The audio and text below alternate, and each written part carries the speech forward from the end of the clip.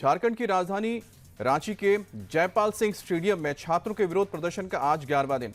झारखंड लोक सेवा आयोग और जेएसएससी की परीक्षाओं में धांधली के खिलाफ हजारों की तादाद में छात्र धरना प्रदर्शन कर रहे हैं, लेकिन इनकी बात सुनने की बजाय हेमंत सोरेन सरकार ने स्टेडियम की बिजली कटवा दी है।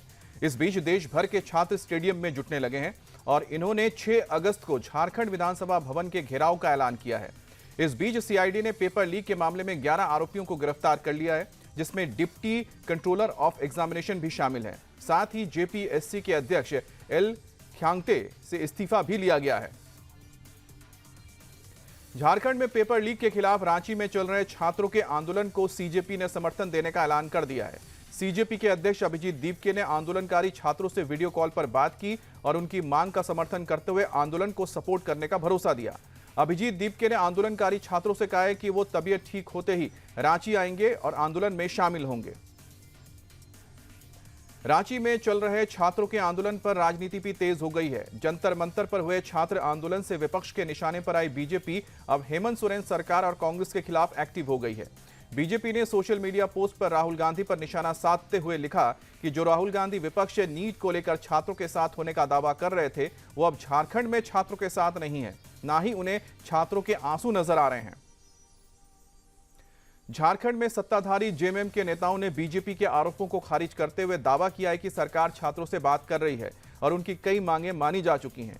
जो व्यक्ति या अधिकारी इस तरह की अनियमितताओं में शामिल रहेगा, उसके खिलाफ सख्त से सख्त कार्रवाई होगी। जिसने भी ऐसा किया है वो नहीं बचेगा। और साथ ही जेएमएम ने बीजेपी की सीबीआई जांच की मांग को नकारते हुए कहा है कि नीट परीक्षाओं को लेकर हुई जांच का क्या हुआ। राज्य की एजेंसी जांच में सक्षम है और नीयत साफ है। कम से कम छात्रों को अपने राज्य की एजेंसियों पर संदेह नहीं करना चाहिए। रांची में छात्रों के विरोध प्रदर्शन का असर कई दूसरे जिलों में भी दिखने लगा है। दुमका में भी छात्र सड़कों पर नजर आए। झारखंड लोक सेवा आयोग और जेएसएससी की समेत दूसरी परीक्षाओं में धांधली का आरोप लगा रहे छात्रों ने मार्च निकाला और सरकार से इस मामले में सख्त कार्रवाई की मांग की। सीजेपी की कोर कमेटी की बैठक 5 अगस्त को महाराष्ट्र के छत्रपति संभाजी नगर में होगी, जिसमें सीजेपी के प्रमुख सदस्य पार्टी की भविष्य की रणनीति और कार्य योजना पर चर्चा करेंगे। ये मीटिंग सीजेपी के संस्थापक अभिजीत दीपके के घर पर होगी। मीटिंग में पार्टी के आने वाले आंदोलन की दिशा, नए मुद्दों और आगे की कार्रवाई पर चर्चा और फैसला लिया जाएगा। 5 अगस्त की बैठक के बाद सीजेपी प्रेस कॉन्फ्रेंस करेगी, जिसमें भविष्य की कार्य योजना और आगे की रणनीति से जुड़े फैसलों की घोषणा की जाएगी। सीजेपी के फाउंडर अभिजीत दीपके को लेकर महाराष्ट्र की एनडीए सरकार में मतभेद दिखने लगा है। शिवसेना शिंदे गुट के 2 बड़े नेताओं छत्रपति संभाजीनगर जाकर दीपके और उनके माता पिता से मुलाकात की है। संजय सिरसाट और बच्चू कडू अभिजीत दीपके और उनके माता पिता से मिले थे। इस पर बीजेपी ने नाराजगी जताई है। महाराष्ट्र के मंत्री और सीनियर बीजेपी नेता चंद्रशेखर बावनकुले ने शिंदे से दोनों नेताओं पर एक्शन लेने को कहा है। पंजाब विधानसभा में पेपर लीक के मुद्दे पर बड़ा प्रस्ताव पास हुआ है। मुख्यमंत्री भगवंत मान ने केंद्र सरकार पर तीखा हमला बोलते हुए कहा कि देश में लगातार पेपर लीक हो रहे हैं और युवाओं के भविष्य से खिलवाड़ किया जा रहा है। सीएम मान ने जंतर मंतर पर प्रदर्शन कर रहे छात्रों का समर्थन किया और प्रधानमंत्री पर जमकर निशाना साधा। यूपी में विधानसभा चुनाव से पहले योगी सरकार आज अनुपूरक बजट पेश करेगी, जिसमें बड़ी आबादी को फायदा पहुंचाने की कोशिश होगी।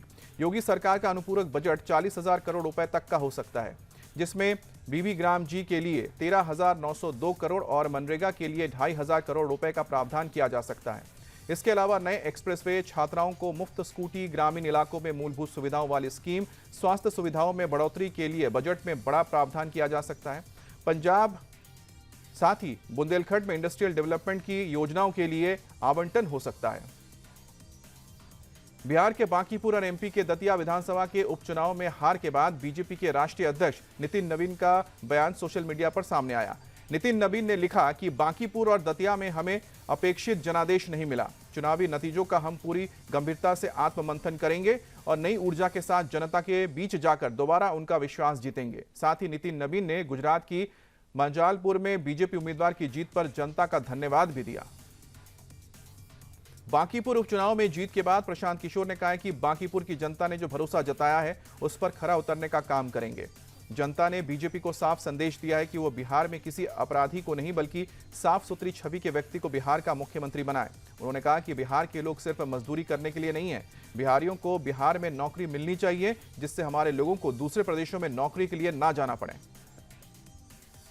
बांकीपुर विधानसभा सीट से जीत के बाद जन स्वराज के प्रमुख प्रशांत किशोर ने बीती रात पटना में रोड शो किया। इस दौरान उनकी पार्टी के कार्यकर्ताओं और समर्थकों की भीड़ उमड़ पड़ी। लोगों ने फूल मालाओं के साथ प्रशांत किशोर का स्वागत किया। रोड शो के दौरान प्रशांत किशोर ने भी अपने समर्थकों का आभार जताया। जन स्वराज के प्रमुख प्रशांत किशोर की पत्नी डॉक्टर जानवी दास ने कहा है कि मैं बांकीपुर और बिहार के लोगों को ये शानदार जीत दिलाने के लिए दिल से धन्यवाद देती हूं। जानवी दास ने कहा कि हम सब बहुत खुश हैं। बांकीपुर बहुत मुश्किल सीट थी, जिसकी वजह से ये जीत इसे और भी खास बनाती है और हमें और भी ज्यादा खुशी देती है। बांकीपुर उपचुनाव में प्रशांत किशोर की जीत और बीजेपी की हार के बाद अखिलेश यादव का बड़ा बयान सामने आया। अखिलेश ने सोशल मीडिया प्लेटफॉर्म एक्स पर पोस्ट करके इसे डबल इंजन की डबल हार बताया। कहा कि बांकीपुर में बीजेपी की हार के साथ बदलाव की शुरुआत हो गई है और यह साबित हो गया है कि अब बीजेपी की सबसे सुरक्षित और परंपरागत सीटें भी हार से नहीं बच सकती। उन्होंने कहा कि खुद को भगवान से ऊपर समझने वालों को भगवान ने चलती गाड़ी से नीचे उतार दिया और उनके घमंड का बुखार भी उतार दिया।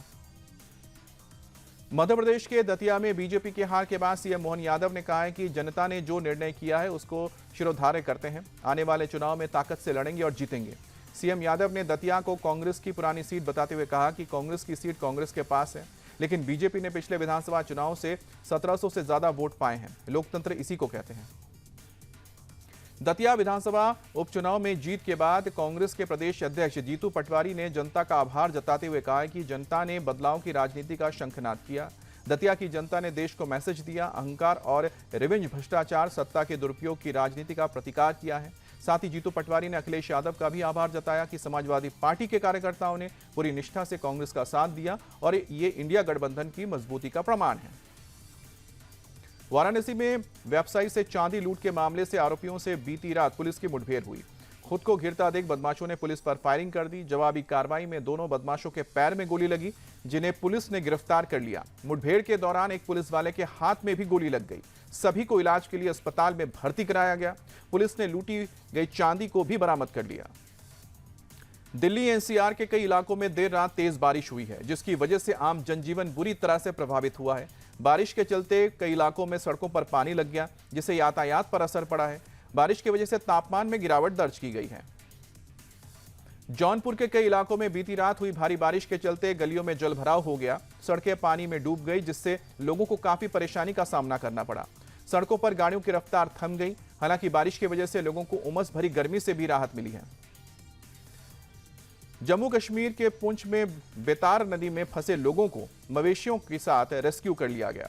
पुलिस और एसडीआरएफ की टीम ने सभी को सुरक्षित बाहर निकाला। नदी से बाहर निकालने के बाद लोगों ने राहत की सांस ली। जानकारी के मुताबिक अचानक नदी का जलस्तर बढ़ जाने के चलते ये लोग फंस गए थे। जम्मू कश्मीर के राजौरी जिले के ऊंचाई वाले इलाकों में हुई तेज बारिश के बाद नदी नाले उफान पर आ गए हैं। पहाड़ी इलाकों में लैंडस्लाइड का खतरा मंडरा रहा है, जिसे देखते हुए स्थानीय प्रशासन अलर्ट मोड पर आ गया है। साथ ही लोगों को भी सतर्क रहने की सलाह दी गई है। खासकर नदियों और नालों से दूर रहने को कहा गया है। केरल के कुन्नूर में भारी बारिश के बाद आई बाढ़ से कई इलाके प्रभावित हुई हैं।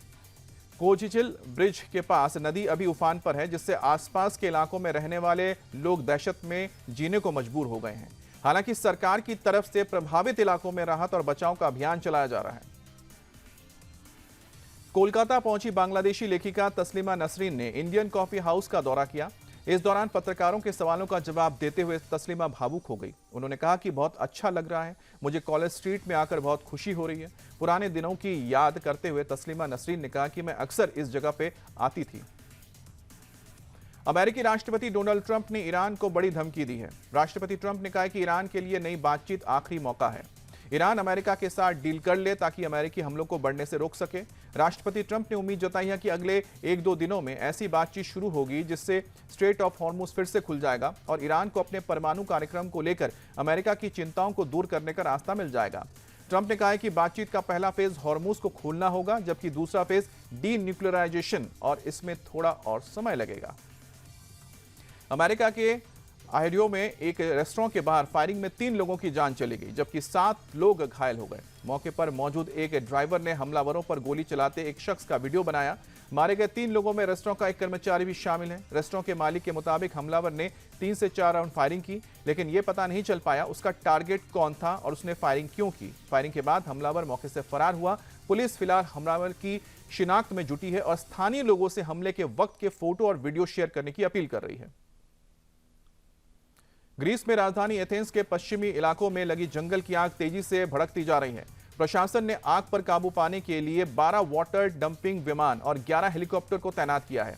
एथेंस के पास आग को पहुंचने से रोकने के लिए 500 से ज्यादा फायर फाइटर्स जुटे हैं। अब तक पूरे तटीय इलाके से 1000 से ज्यादा लोगों को हटाया गया, जबकि 250 लोगों को बोट की मदद से सुरक्षित जगहों तक पहुंचाया गया। रविवार को आग बुझाने के काम में जुटे 2 हेलीकॉप्टर की टक्कर में एक ग्रीक और एक डच पायलट की मौत हो गई। रूसी सेना ने दक्षिणी यूक्रेन के ज़पोरिज़िया शहर पर जोरदार हवाई हमला किया, जिसमें एक महिला की मौत हो गई, जबकि 21 से ज्यादा लोगों की मौत हो गई है। स्थानीय अधिकारियों के मुताबिक रूसी एयरफोर्स ने 2 बार हमला किया और रिहायशी इलाकों पर 8 गाइडेड बॉम्ब बरसाए। रूसी सेना के हमले में कई रिहायशी इमारत और प्राइवेट मकान बुरी तरह से तबाह हो गए। साथ ही कई गाड़ियां भी बमबारी में जलकर खाक हो गई, जबकि एक गोदाम में भी आग लग गई। कॉमनवेल्थ गेम्स में ऐतिहासिक प्रदर्शन कर दिल्ली लौटी भारतीय बॉक्सिंग टीम का एयरपोर्ट पर भव्य स्वागत किया गया। गोल्ड मेडलिस्ट जैस्मिन लंबोरिया, अरुंधति चौधरी, साक्षी चौधरी, प्रीति पवार, अंकुश पंघाल और सचिन सिवाच का फूल मालाओं के साथ स्वागत किया गया। सचिन सिवाच ने कहा कि जब तिरंगा लहराता है तो गर्व की अनुभूति होती है, अलग ही होती है। अंकुश पंघाल ने कहा कि राष्ट्रगान बजाने का पल सबसे यादगार था। जैस्मिन लंबोरिया ने कहा कि पूरी टीम का अगला लक्ष्य एशियन गेम्स में शानदार प्रदर्शन करना है। कॉमनवेल्थ गेम्स में जूडो की पुरुषों की 60 किलोग्राम कैटेगरी में गोल्ड मेडल जीतकर भारत लौटे हर्ष सिंह का इंदिरा गांधी एयरपोर्ट पर भव्य स्वागत हुआ। ढोल नगाड़ों, फूल मालाओं और भारत माता की जय के नारों के साथ समर्थकों ने चैंपियन का जोरदार स्वागत किया। हर्ष सिंह ने कहा है कि वो अपने परिवार से मिलकर बेहद खुश हैं और उनके परिवार को उनकी कामयाबी पर गर्व है। हर्ष सिंह ने कॉमनवेल्थ गेम्स में जूडो में गोल्ड मेडल जीतने वाले पहले भारतीय पुरुष खिलाड़ी हैं। कॉमनवेल्थ गेम्स में गोल्ड मेडल जीतकर भारत लौटी जूडो खिलाड़ी अस्मिता डे का दिल्ली के इंदिरा गांधी अंतर्राष्ट्रीय एयरपोर्ट पर भव्य स्वागत हुआ। ढोल नगारों, फूल मालाओं और जयकारों के साथ फैंस ने अस्मिता के स्वागत किया। अस्मिता ने अपनी जीत को देश के लिए गौरव का पल बताया। कहा कि भारत ने पहली बार जूडो में 2 गोल्ड, 1 सिल्वर और 1 ब्रॉन्ज मेडल जीतकर नया इतिहास रचा है। उन्होंने युवाओं, खासकर बच्चों से जूडो को अपनाने और इस खेल में बढ़ चढ़कर हिस्सा लेने की अपील की। ताइपे ओपन की चैंपियन तानवी शर्मा और किदाम्बी श्रीकांत आज से शुरू हो रहे Korea masters super badminton tournament में भारतीय चुनौती की अगुवाई करेंगे। तन्वी ने ताइपे ओपन के फाइनल में वियतनाम की शटलर को हराकर अपना पहला BWF वर्ल्ड टूर खिताब जीता है। वहीं किदाम्बी श्रीकांत इजराइल के डैनियल डुबेंको को अपना अभियान शुरू करेंगे। उसके खिलाफ किरण जॉर्ज का प्री क्वार्टर फाइनल में चीनी ताइपे के वांग पो वई से मुकाबला हो सकता है।